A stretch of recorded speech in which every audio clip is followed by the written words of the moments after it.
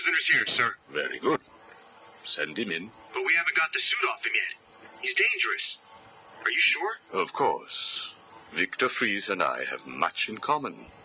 We will be fine.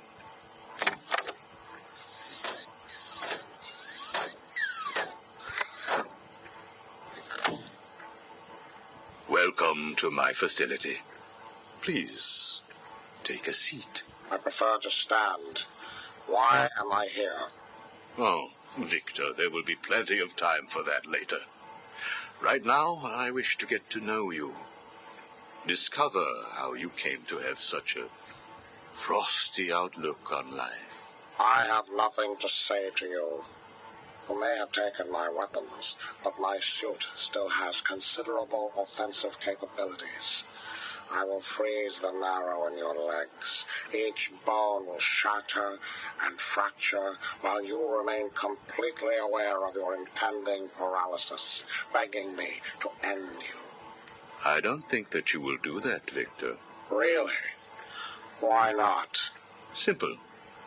If you hurt me, your wife will die. Where is she? Where is my wife? Nora is in safe hands. Now, let's discuss an incident from your childhood. No. Then this is over. Guard. Wait. What do you wish to learn? Your early years were troubled. I was not a sociable child, but that is all. Even your parents disowned you. They sent you away to a reform school, correct? They did not understand my work. Your work? According to a police report, you froze over a dozen of your neighbor's pets. I have always had an interest in cryonic preservation. I didn't understand why my parents allowed our sick pets to die instead of attempting to save them. So I set about finding my own way. I intended to revive all of those creatures. But you didn't.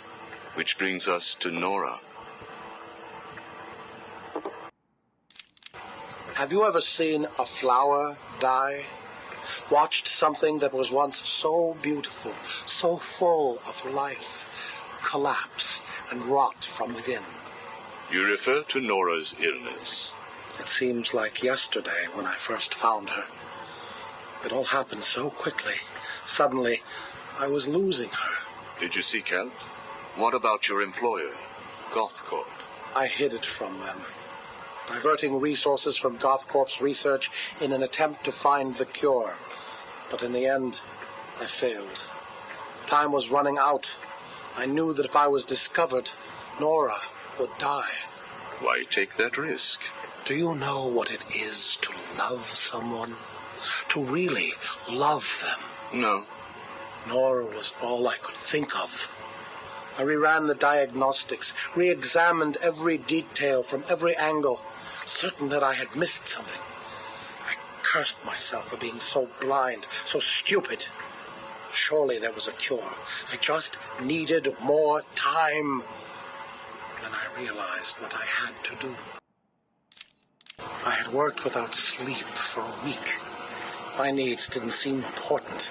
Sleep didn't matter. Food didn't matter. There was only her. I looked at Nora and I told her that I loved her. She told me there was nothing I could do, that we should just accept fate. She smiled her beautiful smile as she said it. I promised to cure her, and then I pressed the button. You cryogenically froze her, keeping her on ice, so to speak, while you worked on a cure. It broke your heart, but now you had all the time in the world. Did you feel relieved? I went home and fell into a deep sleep. For the first time since we discovered Nora's illness, I dared to dream. But for weeks I had ignored my superior's attempts to contact me. The next morning I overslept. By the time I got to the lab, Ferris Boyle, the CEO, was there waiting. What did he do? He accused me of industrial espionage, which I denied. But then his guards found Nora. Boyle told me that, like all of my research, she belonged to him. I was enraged. I attacked him. His guards beat me back, and in the struggle, I was drenched by the cryogenic chemical I had created. I lay on the floor, helpless, watching the guards steal Nora away. Boyle told me it was a tragedy for such a promising mind to perish in a lab accident. Then he left me to die. But you survived. The chemicals were absorbed into my body and transformed my metabolism. My body went numb. I felt a strange tingling, then searing pain all over. Each breath ignited my lungs. I clawed my way back to a refrigeration unit, and as I closed the door behind me, I felt the icy chill calm my aching body. Things suddenly seemed clear. What seemed clear?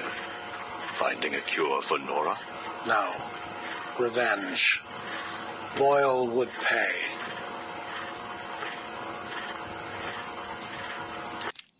You failed to kill Ferris Boyle, though, didn't you? Yes. Why? You know why. Batman. Though he did return Nora to safety. Until you got her. See? There you go. Blame me, blame your parents because you failed to revive the neighbor's pets. Blame Ferris Boyle for spoiling your plans to cure Nora. Blame Batman for stopping your revenge against Boyle. And now, your Nora is in danger. Because of you. No, Victor. Because of you. You have always had a heart of ice. You stole people's pets. You stole GothCorp resources. And since then, you've stolen so much more for your own selfish scientific inquiries. If you had shared your genius with others, devoted your energy to medicine instead of crime, perhaps your ice princess would be at home now, preparing you a hot meal instead of being delivered to the Joker. No! You could have saved Nora a long time ago, Victor. It's all for her. Everything. I will get her back. And when I do, I'm coming for you. Thank you. We are done now. Nora.